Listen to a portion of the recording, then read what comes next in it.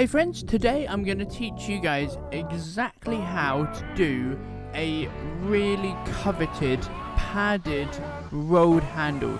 You don't see these anywhere, you don't see tutorials for this anywhere, and today I'm going to show you exactly how to do that.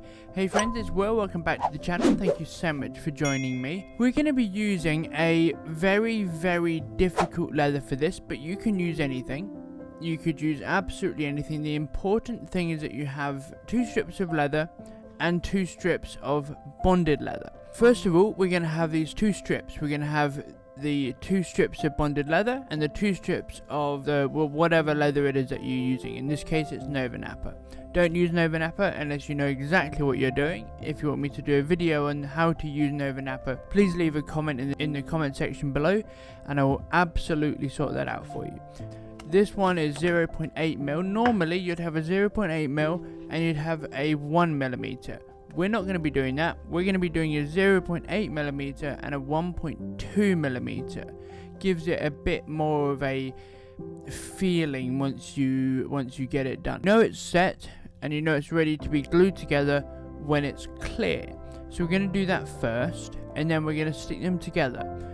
Make sure that they are fully press down, so use a roller or use something else, but here's a trick for you. Put some card down, because if you roller onto leather, regardless of what leather it is, and a substrate underneath, so a backing underneath, you'll get ripples. It'll push the leather away as you roll it and it'll become curved.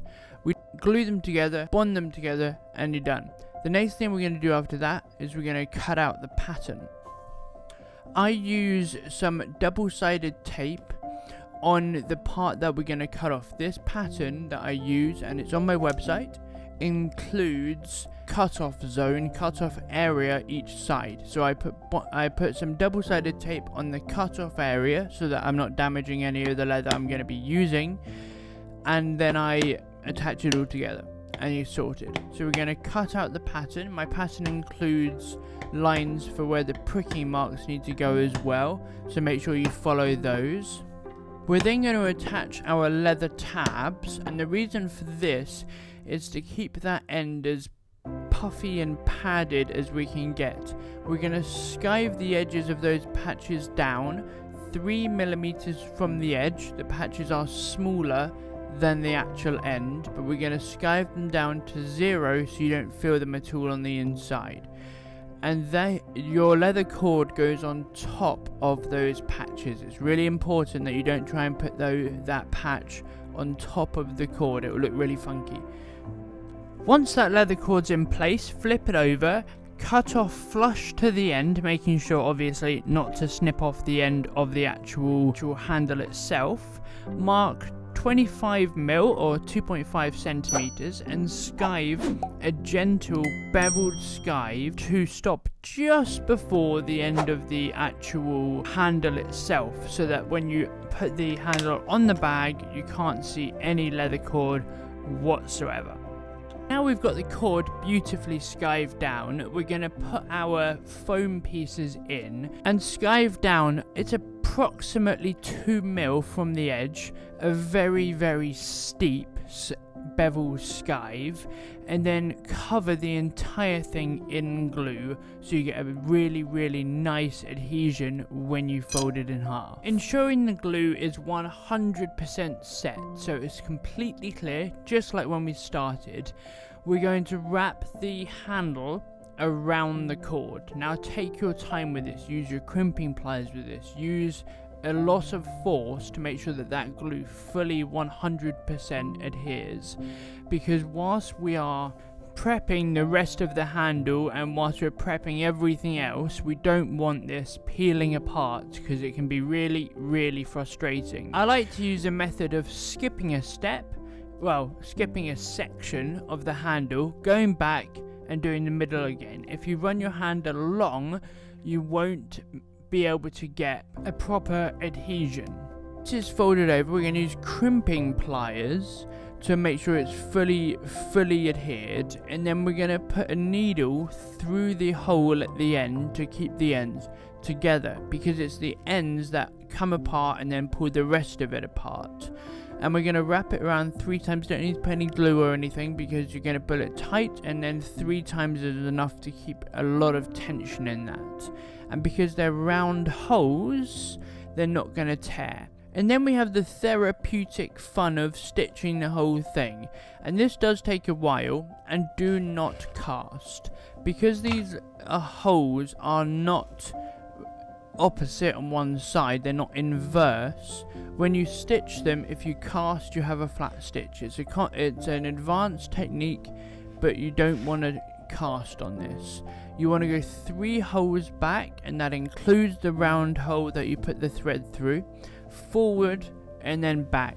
Obviously snip off that holding stitch when you do it. Just like how we started our stitch, we're going to finish our stitch, and that means we're going to go 3 holes back from the end round hole. But don't forget to snip off that holding stitch, otherwise you'll stitch it in place and it will be really annoying to go back and undo the entire thing. I put a little bit of PVA glue in my holes just because I use a linen thread, which means that I can't melt off the end, and I don't really like using polyester thread. Once that's all finished, I'm going to mark 3 millimeters away from the stitching line itself, and that's where I'm going to cut off, and it allows me a nice amount of space that I can then do my creasing line. It's really handy to own and use a Dremel for this, because it's a big piece of leather that you're sanding down, and it's a big piece of leather that you're going to be edge finishing.